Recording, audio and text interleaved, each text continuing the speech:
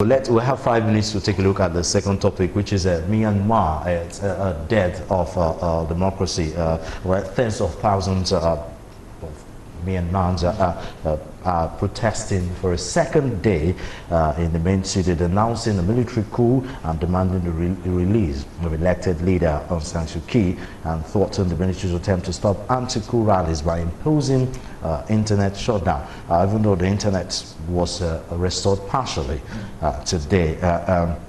They blocked Facebook, they blocked Twitter, they blocked Instagram, and I mean, it's terrible. I mean, the whole world is condemning the situation. I mean, this is a country that has been through a lot in terms of military dictatorship crisis, the Moyinga ethnic,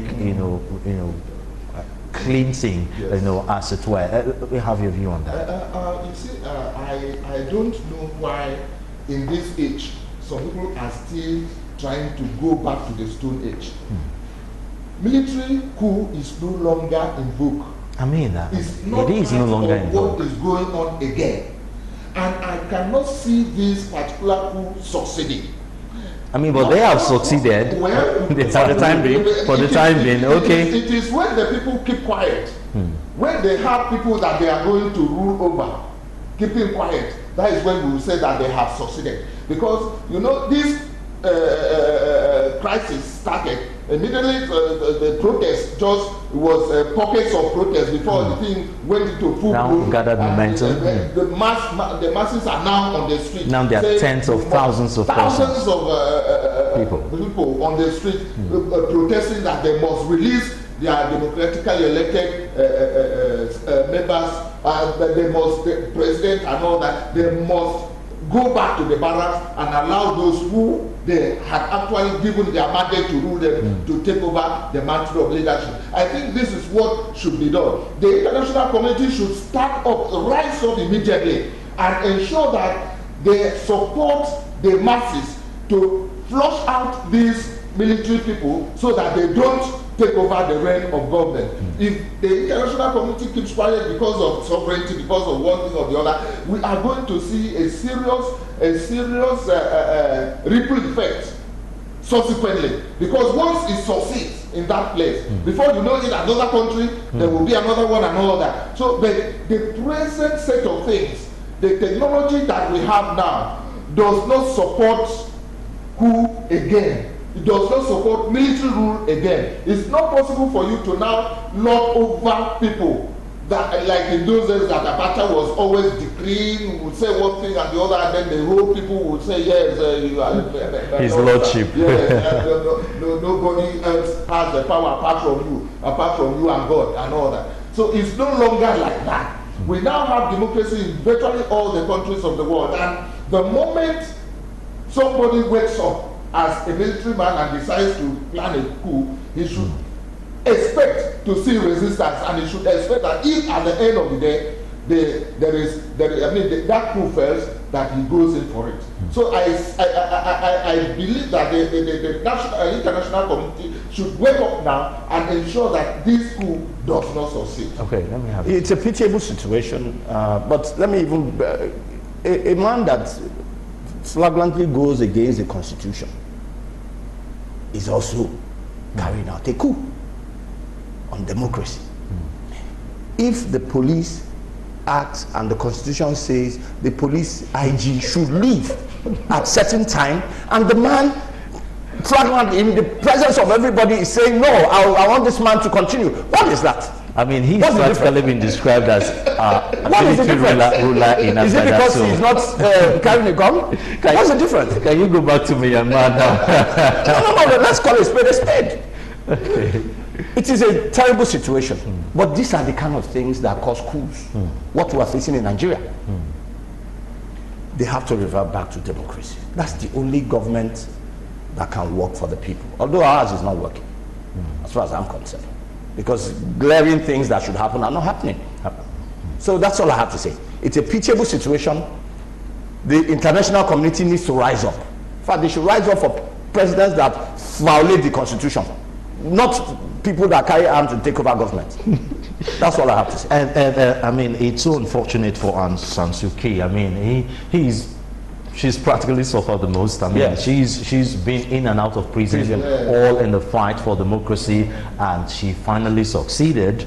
You know, and the democracy reigned, but for a short while, and she's back in custody under a military rule. I mean, there have been a little criticism from the same international community on her part when she refused to come out to renounce what happened with the Rohingya tribe, and where the militaries were still operating even under democratic dispensation. I don't know, because this woman, we thought, by reason of her activities, her antecedents, that she would be able to stand her ground to ensure that nothing like what do you call it? How can I describe it? A situation that will favor a particular tribe, like what is happening in Nigeria, and then you go against another tribe, would happen in her own presence. Nobody had ever thought about that. She is supposed to have stood up immediately to ensure that she criticized, she condemned, and then brought to book everyone that was involved in that ethnic cleansing, so that the entire world would have been a searchlight on that country, and probably what has happened now wouldn't have happened if the military had known. Probably that empowered them. Yes, empowered them. Exactly.